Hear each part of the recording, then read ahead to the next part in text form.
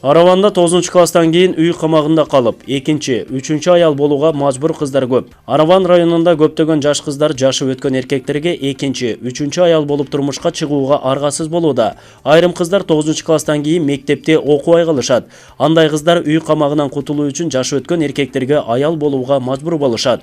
Бұл көйгөй Ош шаарында 20 декабрда өткен айымдар жана қыздар тынчтык куруу аракетинде аталышындагы тегерек столдо маалым болды. Араван районунун тургуну Малахан Абдиллаевага жылына 1000ден ашуун эркек жаш баласы жок аял алуу үчүн кайрылат. Анын айтымында семиз кыздарды эркектер 2-3 аялдыкка дагы албай жатышат. Биздин өзбек улутундагы кыздарыбыз билимсиз болуп калууда. Атасы, агасы бар кыздарды аталары 9 класстан кийин окутпай, эшикке дагы чыгарбай турмушка узатууда. Азыр 20 000 сому бар эркек 60 жашка чыгып калса да кыздарга үйлөнүп жатышат. Кыздардын кадыр баркы жоголуп бара жатат.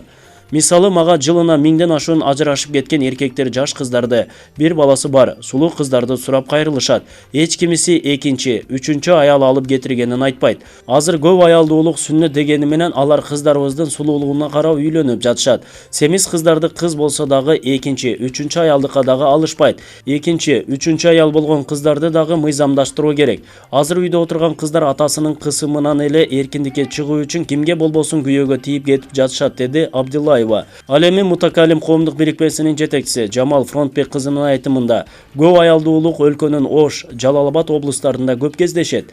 Мектепте кыздар 11 класска чейин милдеттүү түрдө окуй турган мыйзам кабыл алышыбыз керек.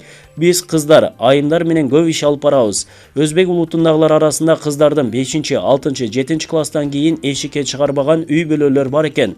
Кыздарына медресеге гана барууга уруксат берген аталар дагы жок эмес. Натыйжада кыздар диний туура эмес агымдарга агылып кетип жатышат. Буга биринчиден билимдин жетишсиздиги, кыздардын укуктарынын корголбой жатышы себеп. Билимге ээ болбогон кыздар турмуштан көп запкы жеп, ажырашып жатышат. Ажырашып кеткен кыздардын ата-энелери мажбурлап эркек аттууларга турмушка узатууда. Кыздар кордолуп жатат. Биз 2-3 аял болуп тийгендерди мыйзамдаштырышыбыз зарыл. Азыр айрым кыздар күйөөсү башка аял алса дагы өз укугун коргой албайт.